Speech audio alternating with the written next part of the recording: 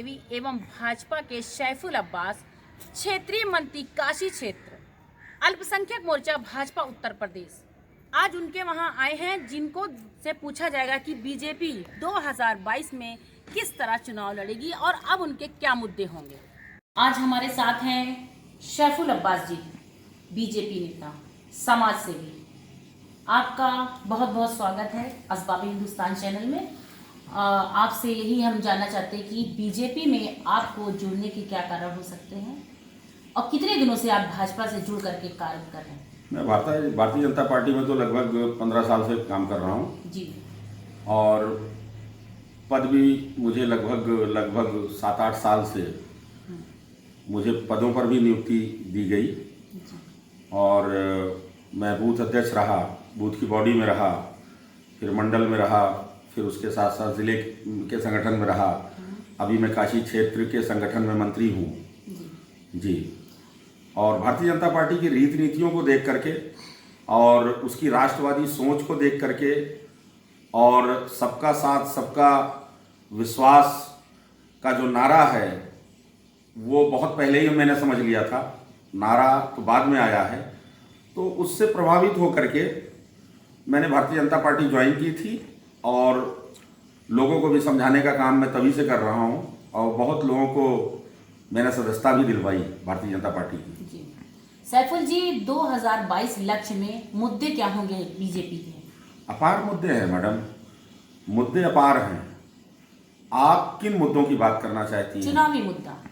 चुनावी मुद्दे बहुत, हमारा विकास है। आएंगे अब चुनावी मुद्दे, सरकार ने जो बड़े बड़े काम किए हैं या जो छोटे बड़े काम किए हैं, देश के एक आखिरी व्यक्ति से लेकर के और शिखर तक के जो काम हैं वो हमारे मुद्दे हैं।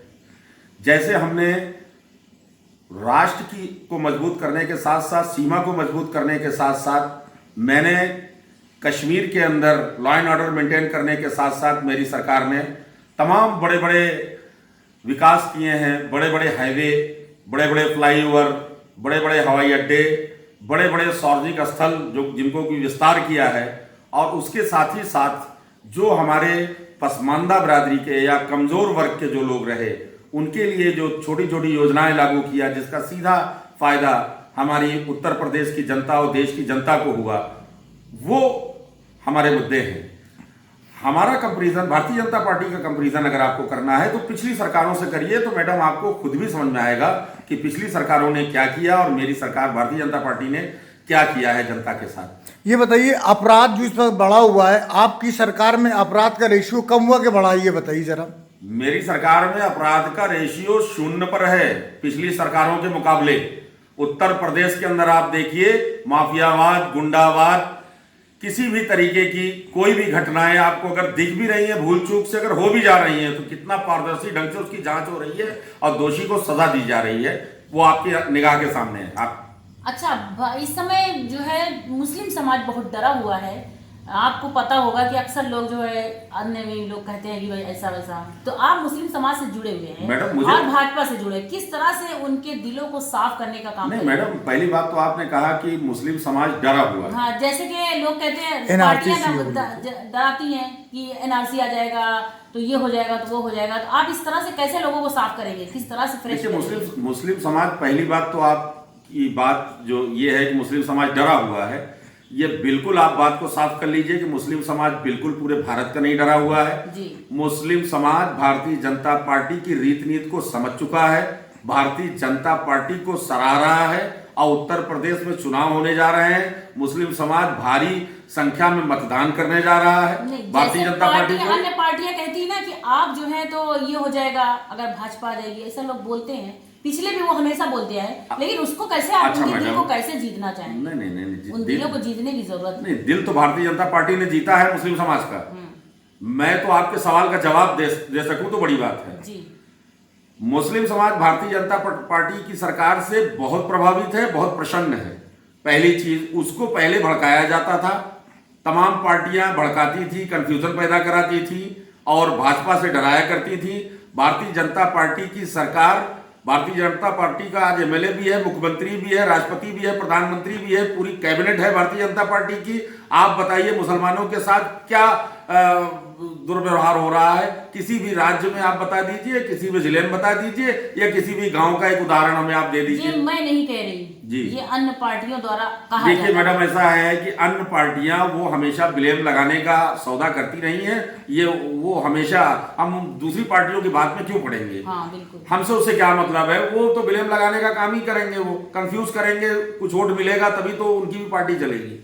तो उस पर हमारा कुछ कहना नहीं है दूसरी पार्टियों को। मैं अपने पार्टियों की बात, अपनी पार्टी की बात कह सकता हूँ। लोगों के लिए कितने काम किए होंगे, किस तरह से, जैसे कि अभी लॉकडाउन चला था, काफी कुछ हमने किए, हमारे संगठन ने किए, हमारी सरकार ने किया, मेरे पार्टी के लोगों ने किया। हम लोगों ने लगभग 3,500 घरों में यहाँ नगर में राशन वितरण करवाए, और उसके साथ साथ जो बीमार थे उनको दवाओं का प्रबंध कराया गया। और भी तमाम जो बहुत सारी ऐसी समस्याएं आई हैं उसका हम लोगों ने मिलकर के जहां तक कवर कर सके हैं किया है हम लोगों ने। और जो भी भारत सरकार की योजनाएं रही हैं उसका लाभ दिलवाया है हम लोगों ने।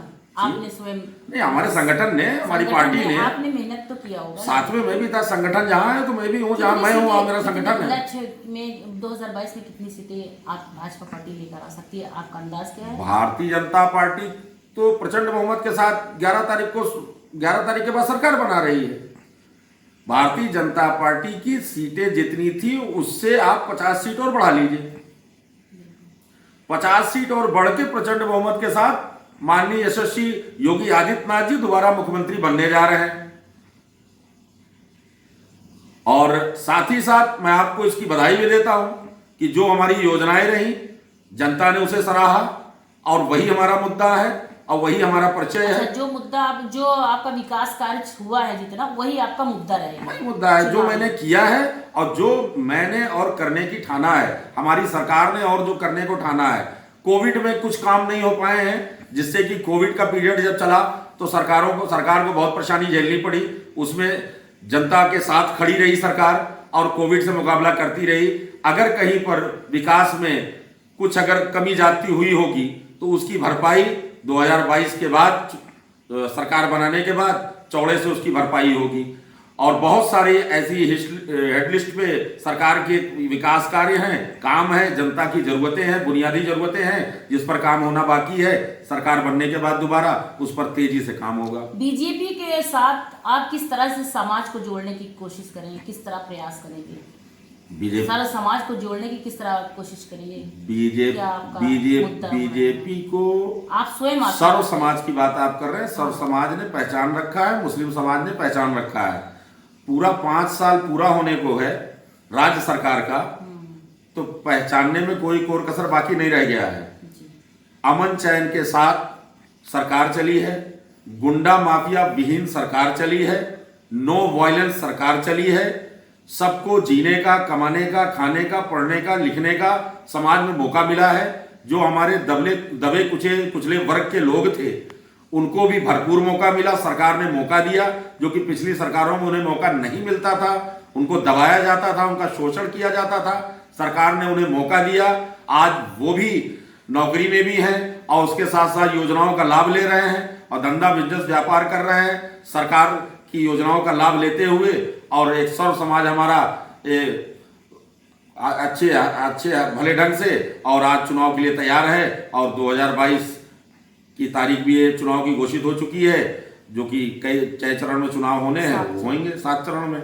और आप देखिएगा कि हमारी जो उपलब्धि है, हमारे योजनाओं की जो उपलब्धि है, वो 2022 के चुनाव में वो उभर करके सामने आ रही है। प्रचंड बहुमत के साथ भारतीय जनता पार्टी की उत्तर प्रदेश में सरकार बन रही है। परिचय में मेरा परिचय इसमें सैफुल अब्बास, क्षेत्रीय मंत्री काशी क्षेत्र, अल्पसंख्यक मोर्चा, भारतीय जनता पार्टी, उत्तर प्रदेश। 2022 में सैफुल भाई की तरफ से, सैफुल अब्बास की तरफ से पूरी तरह से प्रचंड बहुमत से भाजपा की सरकार बनने की तैयारी हो चुकी है। सभी खबरों को देखने के लिए जुड़े रहिए असबाब हिंदुस्तान न्यूज चैनल से।